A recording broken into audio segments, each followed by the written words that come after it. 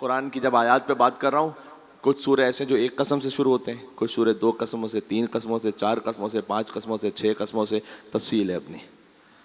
پھر قرآن کا سورہ ایسا نہیں جو 7 قسموں سے شروع ہوتا ہو، یا 8 سے، یا 9 سے، یا 10 سے. پھر یہ سورہ ہے جو 11 قسموں سے شروع ہوتا ہے، سورہ شمس.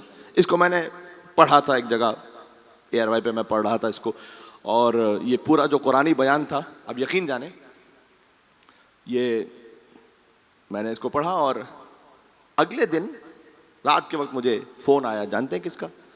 اب میں یہاں پر کوئی پولیٹیکل کمنٹ نہیں کر رہا. مولانا فضل الرحمان ان کی پارٹی کے ایک بہت ہی جید عالم دین، اور ان کے ساتھ بالکل 1 on 1 ہیں. میں اس وقت تفصیل میں جائے بغیر نہ کہہ دوں، ان کے ساتھ ہوتے بالکل ساتھ ساتھ، نیکسٹ ٹو ہم ان دس پارٹی. اور انہوں نے مجھ سے ایک ذریعے سے انہوں نے مجھ سے نمبر لیا میرا، بات کی کہ میں تعجب میں ہوں کہ یہ کیا خوبصورت قرآنی بیان ہے کہ آپ نے اس ترتیب سے جو پڑھا کہ ہم نے کبھی ایسا سوچا نہیں تھا کہ اچھا کچھ سورے ایسے ہیں جو 1 قسم سے شروع ہوں، کچھ 2 قسموں سے، کچھ 3 قسموں سے، کچھ 4 قسموں سے، 5 سے، پھر 6 سے، پھر اس کے بعد ایک 11 قسموں سے سورہ شروع ہو. اس 11 قسموں کی تفصیل اپنے مقام پر ہے، اور اس میں کیا میسج ہے.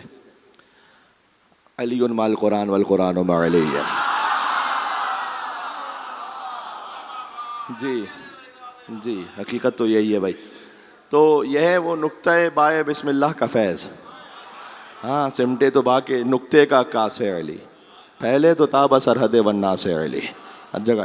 تو وہاں یہ جو 11 قسمیں، اس میں ایک بڑا امپورٹنٹ میسج ہے. والشمس وضحاها والقمر اذا تلاها. میں نے جو آیت پڑھی ہے والقمر اذا تلاها کے سبب، یہ جو آیت ہے آج قمر بنی ہاشم سے منسوب مجلس ہے، تو اس کی تعویلی حقیقت ہے کوئی ہستی. والشمس وضحاها، سورج کی قسم، اس کی روشنی کی قسم، چاند کی قسم جب وہ سورج کے ساتھ ساتھ آ جائے. اس کی ایک تعویلی حقیقت جانتے ہو کیا ہے؟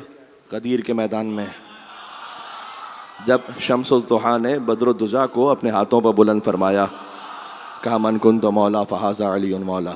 اچھا، مولا علی کو یہاں قمر کہا گیا ہے اور رسول اللہ کو شمس. کتنی لطیف تعبیر ہے کہ چاند کی اپنی کوئی روشنی نہیں ہوتی. یہ تو بچے بھی جانتے ہیں، اب سائنس کہتی ہے چاند کی تو اپنی روشنی ہی نہیں ہے نا، وہ تو سورج سے جو روشنی ہے وہی چاند آگے دے دیتا ہے. یہ جو کچھ علم علی ہے نا، ہائے ہائے یا علی، یہ علم علی ابن ابی طالب، در حقیقت جو کچھ ہے وہ علم رسالت ہے، جو مل رہا ہے بتصدق لسان علی ابن ابی طالب.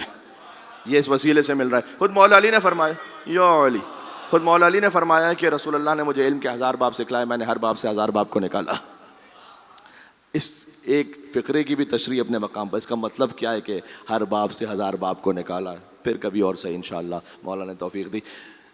والشمس وضحاها والقمر اذا تلاها والنهار اذا جلاها، دن کی قسم جب اس کی روشنی پھیل جائے، واللیل اذا یغشاها، رات کی قسم جب اس کی تاریکی چھا جائے، والسماء وما بناها، آسمان کی قسم اس کے بنانے والے کی قسم، والارض وما طحاها، زمین کی قسم اس کے بچھانے والے کی قسم، ونفس وما سواها، نفس کی قسم اس کے سنوارنے والے کی قسم. یہ 11 قسمیں ہو گئیں. 11 قسموں میں زمین و آسمان، سورج، چاند، دن رات، اللہ نے سب یہاں ایک ساتھ اکٹھا کر دیا. یعنی اللہ کہنا چاہ رہا ہے کہ یہ جو اب میں بات کہنے لگا ہوں نا، پوری نظام کائنات، اس پر یہ محیط ہے بات، سارا نظام کائنات ہے اس بات کی خاطر جو اب کہنے لگا ہوں. پہلے فرمایا فَأَلْهَمَهَا فُجُورَهَا وَتَقْوَاهَا، نفس کی قسم، اس کے سنوارنے والے کی قسم. ہم نے اس نفس میں فجور بھی رکھا ہے، تقویٰ بھی رکھا ہے. ٹھیک ہے، نفس میں دونوں کیفیتیں ہوتی ہیں. نفس ابھار رہا ہوتا ہے، مال لے لو کیا فرق پڑتا ہے، کون پوچھنے والا ہے.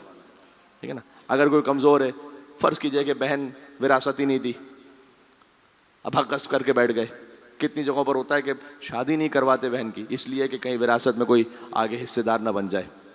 کتنے ہی معاملات ہیں، کیا کیا بات کی جائے.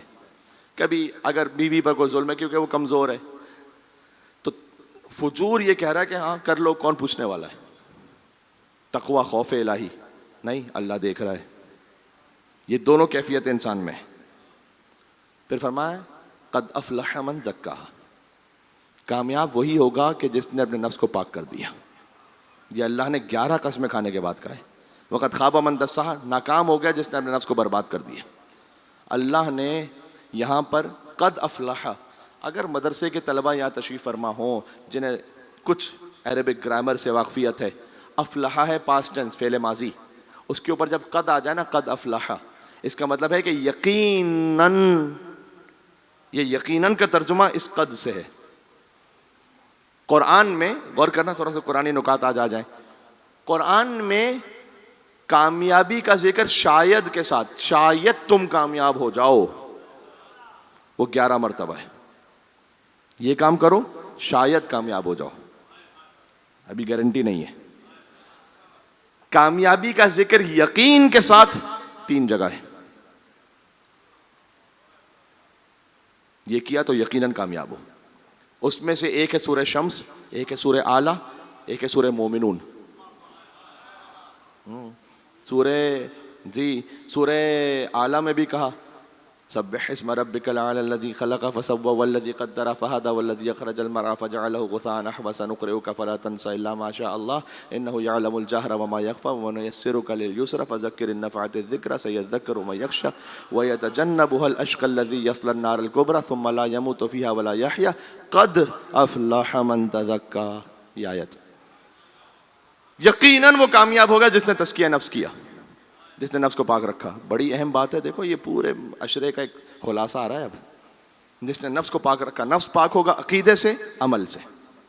صحیح عقیدہ، صحیح عمل، اور عمل میں خلوص شرط ہے. یہ اس کے بغیر تو منہ پہ مار دیا جاتا ہے. عمل کتنا ہی بہتر اور اچھا عمل ہو، ظاہر میں خلوص نہیں ہے،